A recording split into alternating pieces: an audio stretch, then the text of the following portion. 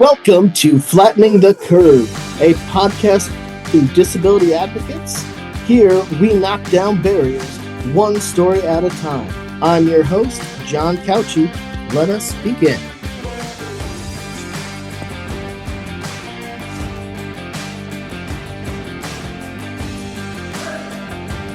So often in my role, when I'm out in the community, people will ask me, what's one or two shining examples of accessibility and inclusive design in our community?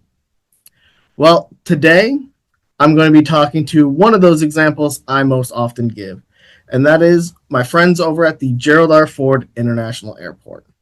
Today we're joined by three guests to talk about the amazing work that they do towards inclusion over at the Gerald R. Ford International Airport. As you will notice, I respect the place so much, I use the full name every time. First off, Ashley, would you like to introduce yourself? Good morning. Ashley Thorson here. I'm the operations manager here at the Gerald R. Ford International Airport. Originally from Raleigh, North Carolina, I graduated from Purdue University with my aviation aerospace management degree, decided to come up to Michigan from North Carolina, and have been here for almost 2 years. Wonderful. Clint? Good morning. Yeah, Clint Nemeth. I am the engineering manager for the Gerald R. Ford International Airport Authority. Born and raised in Michigan, went to Michigan Tech for college, graduated with a civil engineering degree, and right out of college was hired into a profession that strictly dealt with aviation. So engineering of aviation projects and design and construction. And then about 7 years ago, made my way over to the Airport Authority here in Grand Rapids. And I oversee the capital program, which for a better sense is all of the construction projects at the airport kind of fall under my watch. So yes, thank you for having me. Wonderful. And lastly, Nicole. Hi, everyone. My name is Nicole Chopik, and I am a senior interior designer at HKS out of our Chicago office. I have been in the practice for about 14 years. Ashley, I am also a fellow Boilermaker. I graduated from Purdue University with my degree in interior design, and my background is a lot of healthcare design, both internationally and within the country. And this was my first sensory room project that I'll be able to speak on. It was very exciting. So thanks for having me as well. Wonderful. So I want to start off with you, Ashley. So when we talk about work and inclusion, the physical space is often the first thing people think about. But equally as important is the work that's done in the social space. And the airport is a part of a pretty cool program. Do you want to tell us a bit about the Sunflower program? Absolutely.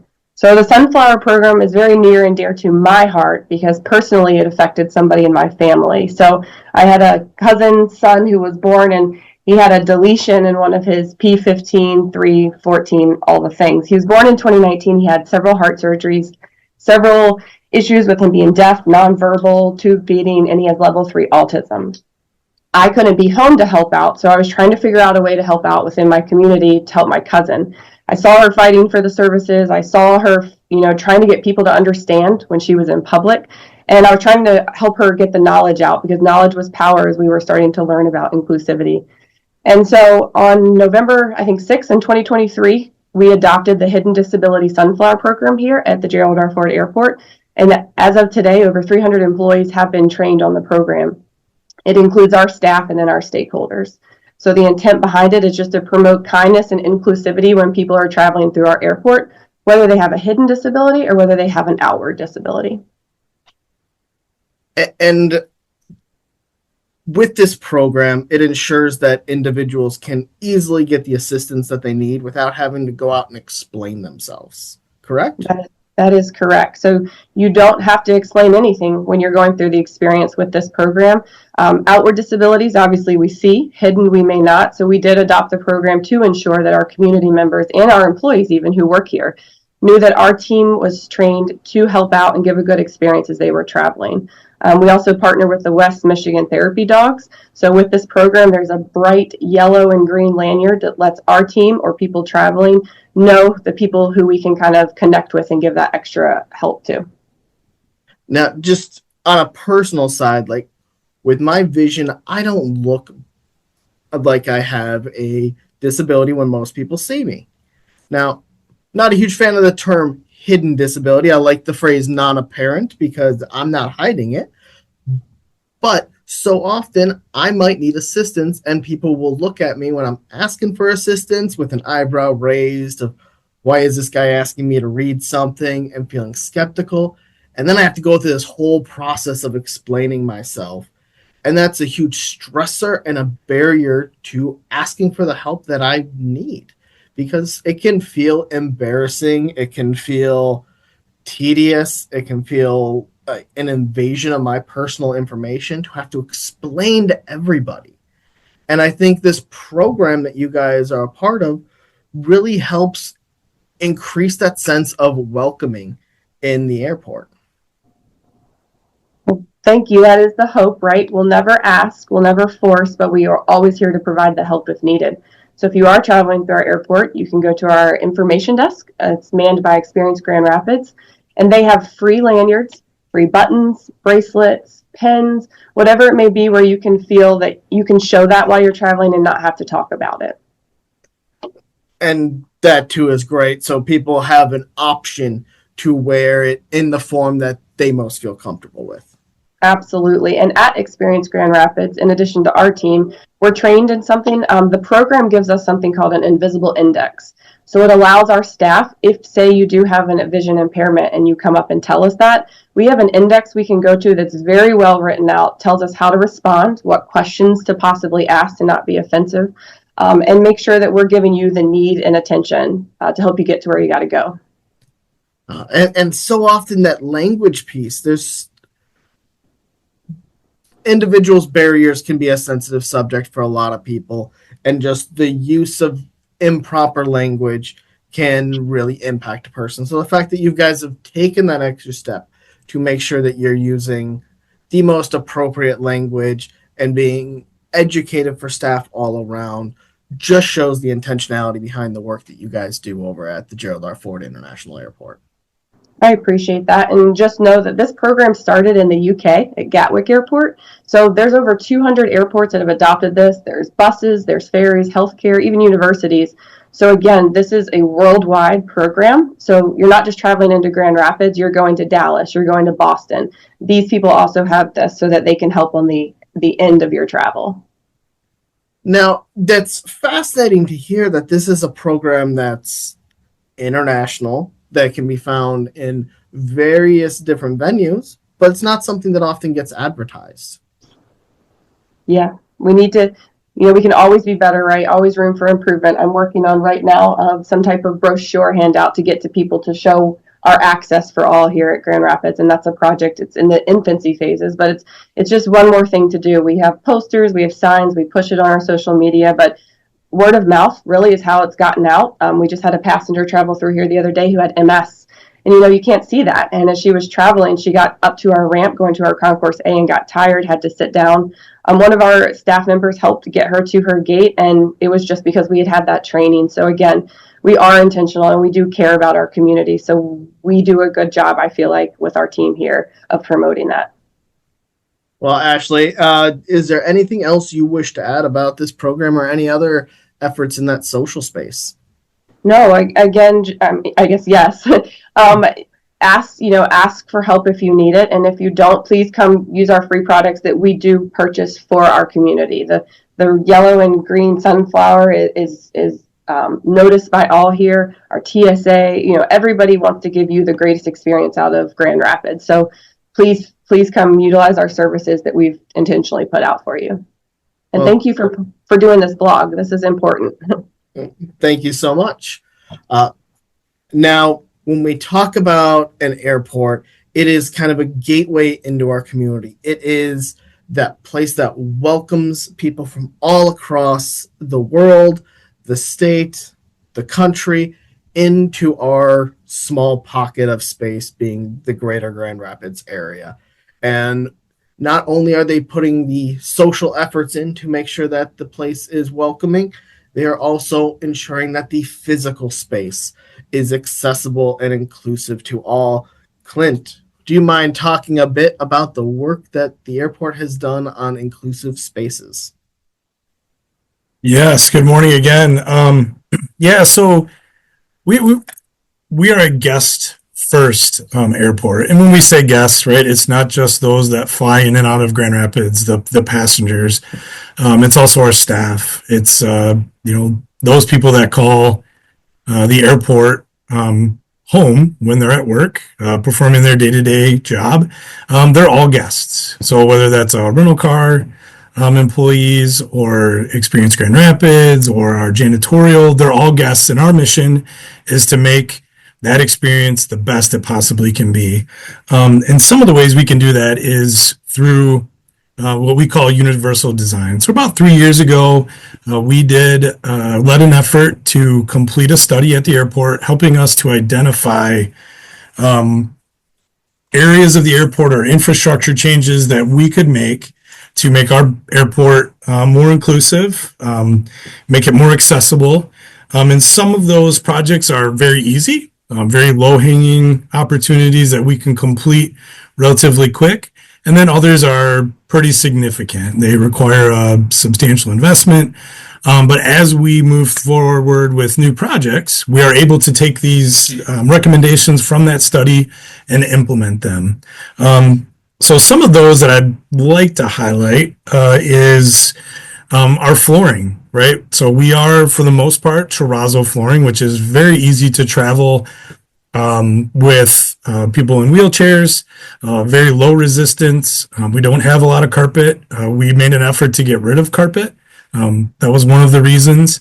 Another area is our restrooms. So we, under our latest capital project, when we renovated Concourse A, we were intentional about creating a companion care restroom for those individuals that needed assistance flying out of the airport. And it's a very large restroom. There's an adult changing table, lots of room to maneuver, and something that, again, very intentional about creating that experience for not just a particular guest, but those that need that type of environment, that type of infrastructure to complete their travel. A couple other projects, again, very low hanging. We are in the process of reviewing some of the recommendations about our handrails, right? We received comments that, putting in detectable warning on handrails was something that is important to those individuals that have, visual impairment as they're going up and down stairs, giving them that physical warning that they're either up or the bottom of a landing. So all those little things that we sometimes take for granted that can help improve the experience and ultimately travel at the airport. I know one thing when people ask me about like what stands out about the airport to you, I come back to the bathrooms. The fact that in many public restrooms you walk into, the accessible stall is the furthest one. You're going to have to go past every other stall to get to the accessible one. And in the airport, you guys put that as the first stall, which I just see as just a great effort of intentionality. Yeah, and the other interesting thing about our restrooms as well is the doors open out. So they open into the walkway, and it just creates an opportunity, or it creates a better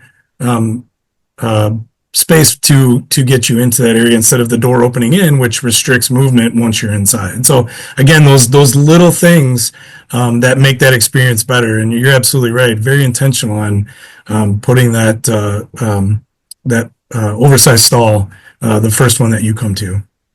And in the disability community, we often have a phrase, nothing about us without us. And to further that intentionality in the work that you guys did, you guys brought in a shameless, self-indulgent plug here, disability advocates to help in providing some information on those renovations. Yes, sir. So we partnered with the Disability Advocates of Kent County, and we we don't know everything. We want to make sure that we're doing the right thing, and you guys are a great sounding board for us. So inviting you in, whether it's on a specific project, we do give your organization the opportunity to review project plans, help us look at opportunities within a project for improvements to make the project more accessible, or maybe there's a latest trend that we're not aware of that you guys are tracking, and helping us again create a better experience here at the airport for everyone. And this is something you would recommend to other organizations to consider when doing large renovations and looking at making a space more accessible, correct? Yeah, we do. So that a relationship started prior to my employment, but it's as simple as inviting your group or some of your staff out to a facility and just saying, "Hey, what do you think? Where can we make improvements? What are we doing right? What can we do differently?" And then, yeah, if there's a large project where they're focused on, or maybe they have a goal to make it more inclusive, your organization can help them immediately. Wonderful. Got to get the little shameless self-indulgent plug in where I can. I'll help you out any way I can, John. Yeah. Well, Clint, I'm sure we'll be hearing from you when we talk about this next space, but I know you were very involved in it. Do you want to cue it up for Nicole? Yeah, so as part of our latest capital program, we knew that there was a need for a sensory room, right? For those passengers that are anxious about travel, or maybe they have a child who maybe has autism, or maybe it's their first time flying, and they just need that space to help them relax, to help them prepare for that journey out of Grand Rapids. And a sensory room was something that was top priority for us, and we had an opportunity with our project to create a space that was very welcoming, calming, relaxing, and provided some relaxation tools that they could use. And we went out and we partnered with HKS, Nicole's organization, to help us understand what that space could look like, not only from a guest experience, but also for people that work at the airport as well. We know that airports tend to be a stressful work environment, and anything we could do to make the experience better for all of our guests, and those including passengers and people that work here. Yeah. So, Nicole, pretty good intro. You want to tell us about this amazing space and your thoughts on it? Absolutely. Thanks for that intro, Clint. So what I'll do is I'll walk you through kind of how we started with this space. We had about 1,000 square feet, and how we kicked this off was, we know that travel, as we've mentioned, can really be stressful for anyone, but we know that it can be debilitating for travel for people that are living with autism or other neurodivergent conditions. So our goal of this room was to truly create that dedicated space for these travelers and their caregivers. We wanted to provide a space for respite and to prepare for travel in a positive, non-threatening, but also a playful way. So our hope is that this space is setting up travelers to go on their way in a state of well-being, to be happy and excited about the trip that they're about to take. And at the end of the day, frame future journeys in a positive way as well. So our airport sensory room has 3 major zones, the first of which is our transition zone, and then we move into our respite zone, and then our active zone. And what I'd love to do is walk you through kind of what lived in each space, if that sounds all right with you, John. Oh, absolutely. I've had the opportunity to be in this space on a couple occasions, and I just want to first throw it out there. You're going to hear this description of this space. It probably is going to have a hard time measuring up to actually being in this space of how fantastic it is. So to all my listeners, I highly recommend, if you are traveling through the Gerald R. Ford International Airport, do stop by and see the amazing work Nicole and her team put into this space. Thank you. So at the end of the day, the space was intended for users with autism, other neurodivergent conditions, their caretakers, and any traveler that's traveling with flying anxiety.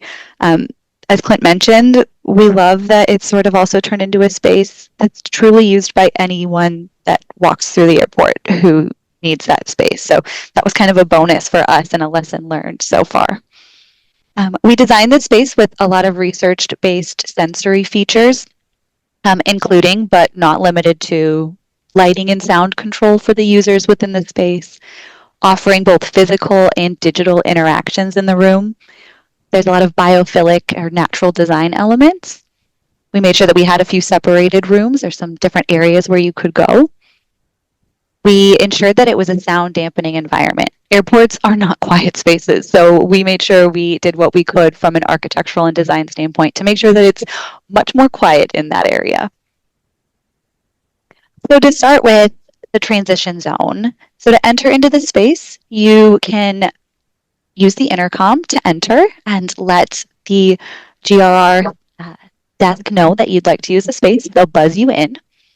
And you really walk into this small transition zone where it's a buffer between that really busy concourse and our quiet sensory space. When you go in there, you're met by a welcome graphic that explains how to use the space and describes the 3 different spaces we just talked about, the respite, the active, and then the airplane interior simulator that we have in there as well. So when you move into the respite zone, this is really the area where you have that sensory separation, a chance to recalibrate. It's a calming environment that's tranquil, has a really large Lake Michigan beachscape graphic on the wall that was shot by a local photographer. There's some lounge chairs there and a faux fireplace. So it sort of places you in something that's a little familiar, especially if you're from the West Michigan area. Yeah, if you wanted to experience sitting by a campfire in the airport on a beach at night, again, in the airport, this is that space. Yeah, we even have some twinkling starlights in the ceiling and some playful firefly lights on the wall that kind of twinkle. We were very grateful for our incredible partners, though, too. HKS could not do this alone. The Chrisman Company, our contractor, was awesome in figuring out how to get those details to work, which was great. When you're in that space, too, then you can go ahead and go into 2 different semi-immersive pods that we have. So there are 2 smaller rooms that close but don't lock. And you're really enveloped into a calming environment where you as the user get the choice of how to use that space. There is a touchpad on the wall that's really user-friendly that you can click into some large-scale naturescape graphics that are cast onto the wall when you select it. You're also able to adjust the lighting and the sound in that space, or maybe it's lighting and sound only and no graphic. But we're really grateful to Freshwater Digital, who's down the street, and created these beautiful local scenes where you can pick to be on the beach and look at Lake Michigan with the lighthouse going and some calm, grass is blowing, and you hear the sound of the wind and the waves. Or you can select to be out in a park, and a similar thing. You're watching the leaves blow in the trees. So you get to choose kind of what your environment is and what would help to be relaxing. There's also a really great graphic where it's a photo of a hand, and you can use your other pointer finger to trace your thumb and your index finger and your pointer finger. And while you do that, you're breathing in and out. So it's an exercise that you can take with you while you're traveling or do on the plane. So we really love those smaller semi-private immersive rooms. They are getting a lot of use. HKS is doing a research project right now and collecting data of how the room is being used. And those semi-private immersive rooms are actually, which to no surprise, are the rooms that are being used the most. So Wonderful. Go ahead. Oh, I just know how vital that quiet, safe space can be for an individual to help ease that anxiety, especially when traveling. So, absolutely. But if you're feeling like you want to kind of get the jitters out and head into our active zone instead, you can do that as well, where we have a airplane simulator and jet bridge. So let's say maybe it's your first time boarding a plane and you haven't done so before, or it's been a while and you could use a refresher. We have a very small version of the ticket booth where you can scan your ticket or your iPhone and practice scanning it and then boarding a very short jet bridge. I wish all jet bridges were this short. And then practice boarding the plane. So we partnered with Delta, and they were an excellent partner in creating a space where we have real airplane seats, real overhead bins, real windows. You can practice, opening and shutting the window and kind of sitting down in your seat. So, I gotta say, walking onto that simulated jet bridge onto the plane, it's an experience. It threw me off that first time with the imagery. I thought that room was about 4 times as big as it actually was. we love hearing that. Yeah. But that it is a true concern people have of getting on a plane and wondering, like, how am I getting my baggage up in the overhead compartment? Do I have time to get it up there and figure it out while other people are trying to get by? These are all little things that just add to the anxiety of travel, and it gives you one of the only few opportunities somebody will ever find to experience that before being in that what could be stressful environment. Yeah, it was a great addition to the room. So we're very thankful to Delta and thankful to Clint and team that we had enough space to do all of this. So our final zone is our active zone. We have kind of a free open floor plan in this area with a few engaging activities. There's like space to move around here. On our walls, we have some plain windows in air quotes, because behind those airplane windows, you can see a video that plays on a loop, and it is truly of an airplane taking off and flying around Grand Rapids and landing, so you can really watch what it's going to be like and experience it. So our design feature of the airplane windows is staggered at different heights, so it can be experienced by different heights users of the space, because this room is designed for all ages. Within that go ahead. So it gives a great opportunity for even children to get that opportunity to understand what they could expect. A parent can take their child in there and show them this is what you're going to be seeing. Exactly. In that space as well, we have some comfortable seating for caregivers as well, or other travel companions. Within that space, we also have a really playful graphic on the wall of kind of being up in the clouds and up in the air. And it's all along the glass in that room. It helps to diffuse the light coming in, right? We want to be able to control our lighting as much as possible in a space like this. So the lighting throughout, none of it is like directed down or harsh. Everything is diffused and sort of hidden, as to create and control that difference. Do we want a quiet, more darker space, or do we want to be in a brighter zone on the active side? We've also incorporated a lot of acoustic and absorptive wall materials and ceiling materials just to help with the acoustic comfort in that space. And then within the active zone, we have an activity wall that helps to engage fine motor skills. There's a touch panel, like an interactive touch panel, and it's designed for different neurodivergent users. We wanted to make sure that not everything was very technology-based. We wanted to have some more things that were analog as well. And then the final design element is our cloud pit. So we have a wall graphic that kind of takes you, you're up in the air. That's the overall design concept. You've taken off, and now you're up in the clouds. And so we have an area that's kind of our crash pad area, we call it. And it has beanbag filled like clouds so that you can lay in them or stack them on top of you, in case that helps create a feeling of calm and a sense of calm prior to taking off. So we're really proud of this project. It was so exciting to work so collaboratively with the Grand Rapids Airport, to work with Disability Advocates of Kent County. Another shameless plug. Jackson reviewed our plans a few times and helped us in the design process. We are so grateful for the other team members we were able to interview, or parents of autistic children, and some of our other designers that have created other sensory spaces. We got to do a lot of lessons learned from them. So we're so thankful. We're constantly learning how to do these, and we would love to continue. What a great design element that GRR has made space for. And we did this in 1,000 square feet. So we did this. We don't need that much. We can do amazing things with a pretty small amount of space. You and your team truly knocked it out of the park. It's a gorgeous space.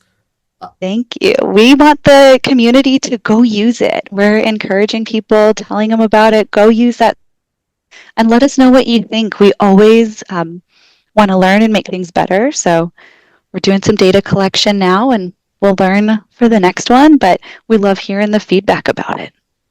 Wonderful. Now, Clint, on the airport side, what have you seen since the sensory room has been unveiled? Yeah, so when we first launched and opened the space to the public back in September, we've already entertained and provided tours of the space to several different organizations within West Michigan. So, John, your support from the Disability Advocates of Kent County, getting the word out there that, hey, this is available at the airport to help with the travel experience. We've given tours to the Down Syndrome Association of West Michigan, the Autism Support of Kent County organization. We've even had some interest from Frederick Meyer Gardens. So those organizations, one, promoting the space, using the space, bringing attention to their members that it exists at the airport, and overall just making that travel experience better. We've also got some real-time feedback. So Nicole mentioned the study that we're running, and then the study is one to get feedback about the space, like how is it being used? What are some of the things that we may be able to do to improve the space going forward? I just wanted to share a couple of the comments that we received. One of them was, we have an autistic son, and this room was incredible for him. So cool that he could see what to expect on the airplane as well. So that real-time feedback that, this is what we intended it for, and to see it being used for that is awesome. So knowing that what we're doing is working, it really makes you feel good. And then the last one, beautiful space, so relaxing for my daughter who was overwhelmed prior to entering the room. So again, the craziness and the overwhelming experience that airports provide, and then just giving an opportunity to help you relax and kind of reset before you get on the airplane, which again can be overwhelming, it can be stressful. So it's working. We love it. We're promoting it. We've got the survey out there. So we're hoping to see more feedback. It's going to run for another month. And yeah, we want to make it better. We want to make it as good of experience as we can for those travelers that rely on that. Now, one question just for clarification for anybody listening. Who is able to use this space? Anyone.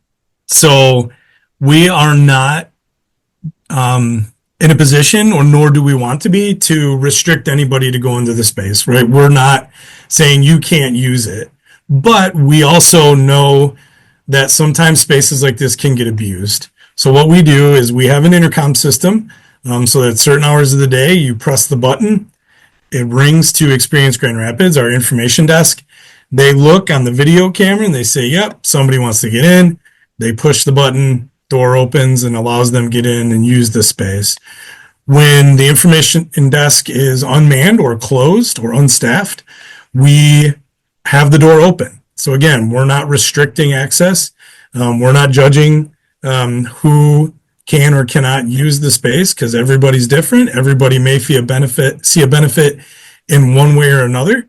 But we also know that people come in and don't use the space correctly.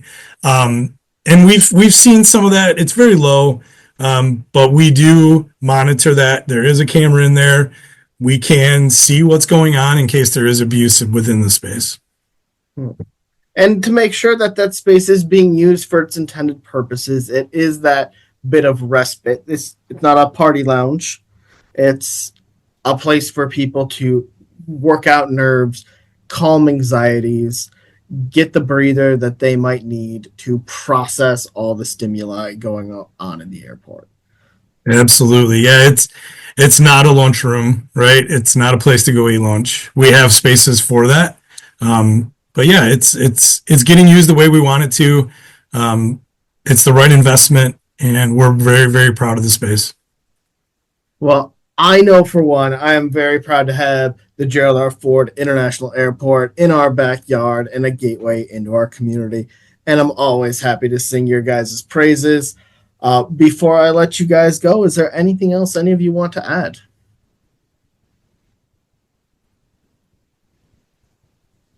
Just to thank you, John, for this podcast. It's amazing. I've had a chance to listen to a few episodes, and what a great tool and resource for everyone. So I will absolutely be sharing this. Thank you. Wonderful. Thank you, Nicole. Yeah, same for me. Just let us know when it comes out, and we'll promote it and help your effort to draw attention to the great things we're doing in West Michigan. Love to hear it. Well, I can't thank you all enough, and keep being an amazing pillar in our community. The Gerald R. Ford International Airport, I can't get enough of them. The intentional work that they do to ensure that this is a welcoming community, that as a gateway to our community, all know that they are welcomed within their first few steps into the great area of Grand Rapids.